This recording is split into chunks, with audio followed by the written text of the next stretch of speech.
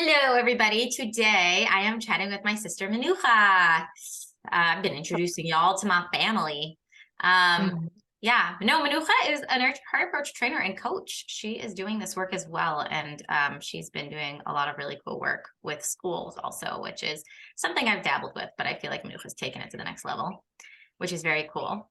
And something that Menucha and I talk a lot in our parenting journeys, because we're both moms, is kind of taking the nurtured heart approach and starting with ourselves. Like really using the idea of focusing on who we are and what we bring, and not letting our mistakes or not great moments or things that could be better get the focus, get the attention, get the relationship, but to really highlight like who we are and what we bring and what's beautiful about us, and to really give ourselves the gift of inner wealth to first and most importantly. And how, like, that's, I mean, we do a lot of talking, and that's kind of what we talk about a lot, just between the two ourselves, not even planning this conversation or anything at all. But I really know that for myself, that has been definitely the biggest transformer of my parenting, because when I was when I was facing and focusing on and thinking about the ways that I was acting that I wasn't proud of, and I say that in past tense, there's still moments that I do things that I'm not proud of, but when that was the focus, and I was focused on how bad that is and what I'm doing to my kids and how I'm destroying them and how I'm repeating patterns that I promised myself I wouldn't repeat and all this, I was so sad about it. I mean, I love my kids and I want the best for them. And it's heartbreaking to think that I am part of the reason of their struggle, that I am actually contributing to their pain, to their future of pain, whether I'm going as far as to say that I'm traumatizing them or abusing them, to just even not giving them what they fully deserve or need because I'm not able to, or because I didn't for whatever reason.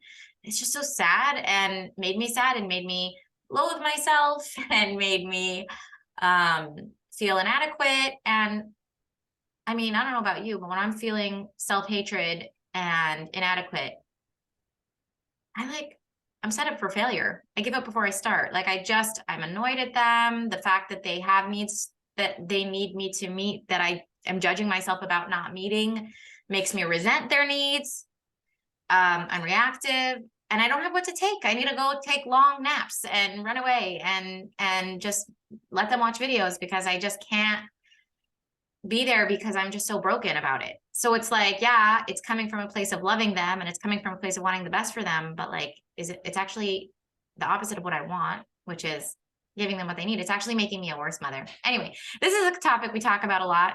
I know you relate, Menucha, because we've talked about this before, but yeah, I think it's such an important topic for parents to talk about and hear, and realize that setting our kids up for success is important, but setting ourselves up for success is the first step of setting them up for success, you know? Yeah. I do think one thing, like one of the reasons I was skeptical, Mussi, actually, saying this for anyone watching, Mussi actually is the one who gave me the training of Nurture Heart Approach. I wouldn't have taken it if not for you, because I was very skeptical about anything, everything. Because I heard, this is not what people were saying, but I heard parenting approaches, or any approaches, as you should be doing this. This is what you should be doing. And that is what I heard. And I used it as more ammunition to blame myself and shame myself. I have very loud voices in my head telling me all the time that I should be doing better. I could be doing better. And if I'm not doing better, and even Nurture Heart Approach in the beginning, I did use that. I did use that as ammunition against myself. That was my thought patterns were very good at that. And to shift away but Nurture Heart Approach, it was almost like I had to hold myself accountable to that. I was like, this isn't, as I'm learning how to be there for my kids, it reflects back on me. Like, my son will say something to me. I think my son spilled something all over the kitchen floor, and I got really annoyed. And my older son said, "Yay, he made a mistake. He's gonna learn from it. Now he'll know not to not to hold his cup. And it like startled me. And I was like, right, right. Thank you for reminding me. And so, and it reminded me of like all the times when I make a mistake and I'm like angry at myself, and I hear my son saying this, and I'm like, oh, right, yay, I made a mistake, I can learn from it.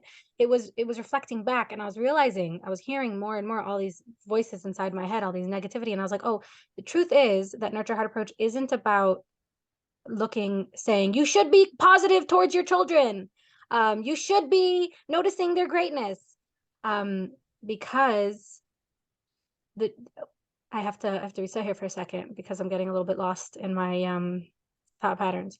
But the truth of nurture heart approach is that it's not about changing behavior. It's not about making people behave differently. It's about taking a second and being honest right now in this moment about what's going on. It's kind of like a mindfulness exercise. Like when I'm sitting in a room and I'm like, oh, I feel the feet on underneath me. I hear the air conditioning, and that's a mindfulness exercise to help me get present in my body.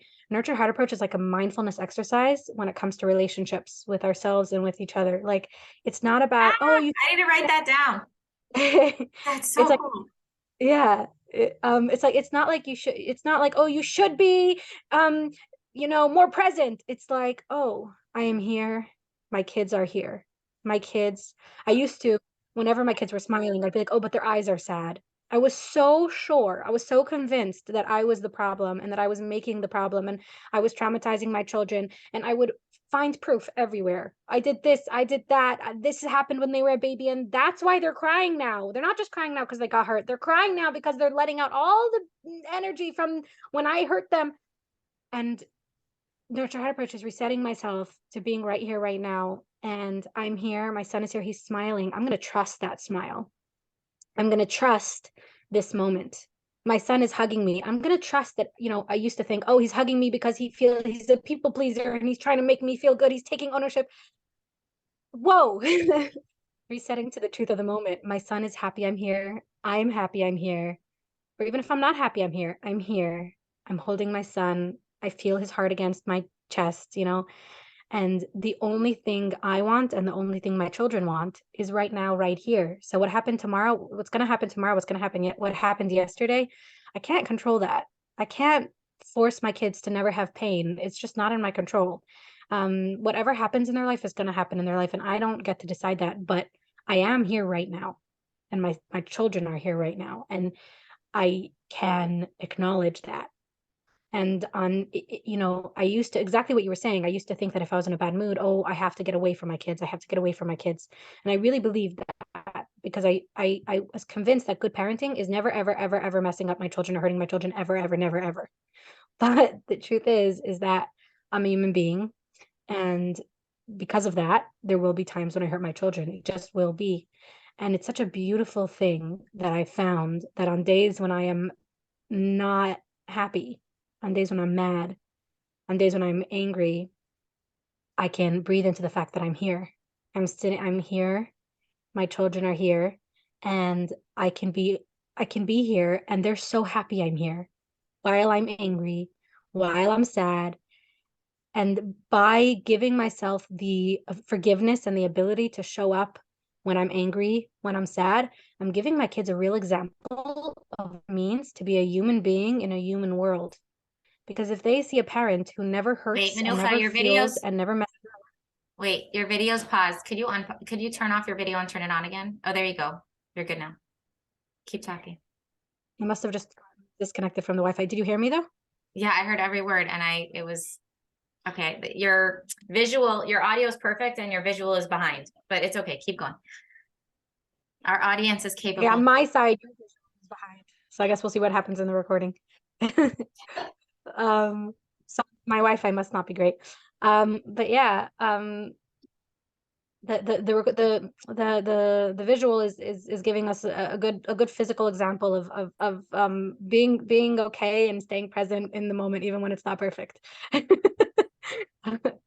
um but yeah, no, I don't remember what I was saying, but the point is that You were saying about like being there with them growing even up, on sad and mad days.